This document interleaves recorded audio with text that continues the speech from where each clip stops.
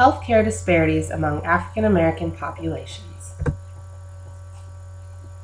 Throughout this presentation, I will be discussing healthcare disparities among African Americans, why these disparities exist, and what can be done to eliminate these disparities. To begin with, it is important to understand what health disparities are.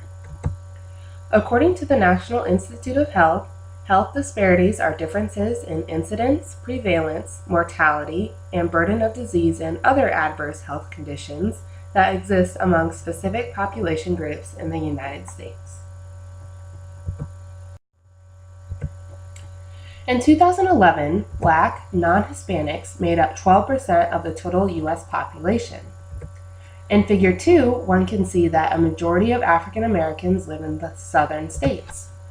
According to the U.S. Census Bureau, by the year 2060, the population of African Americans will total 77.4 million, accounting for 18.4% of the U.S. population.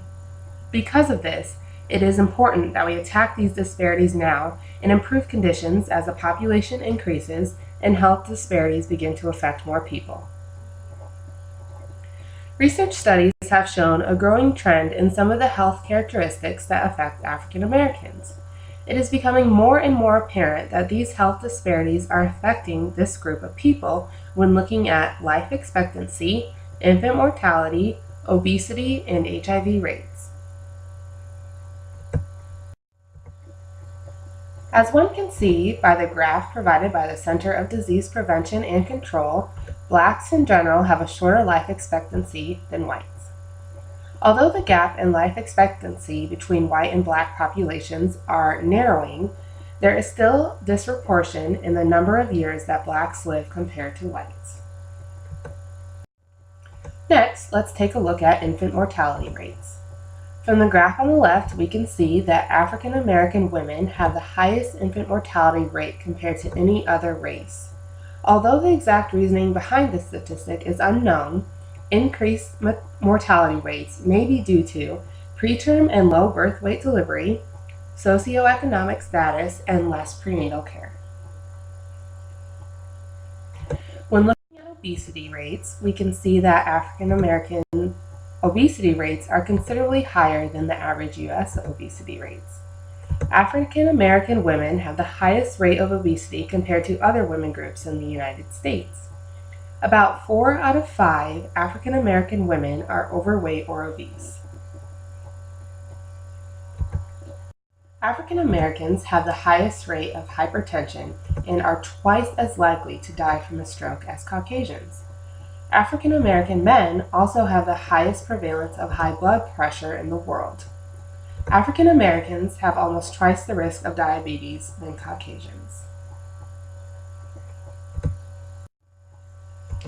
When it comes to new HIV infections, we can see that both African American males and females have higher HIV rates of infection than their Hispanic and white counterparts.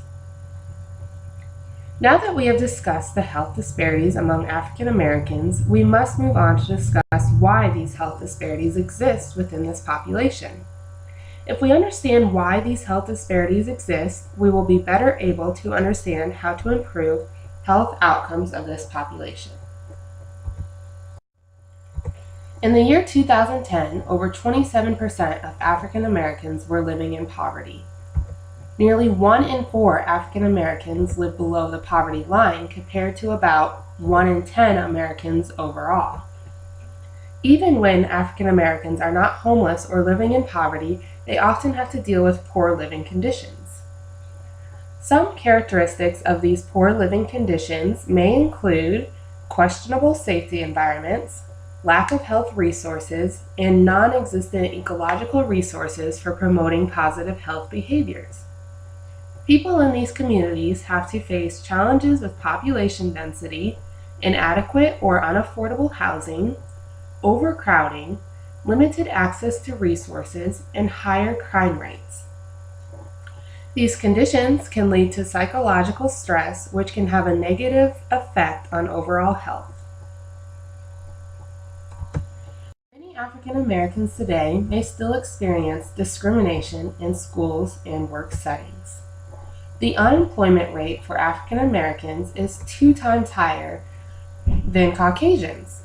African Americans also have a higher high school dropout rate and a lower chance of graduating from college.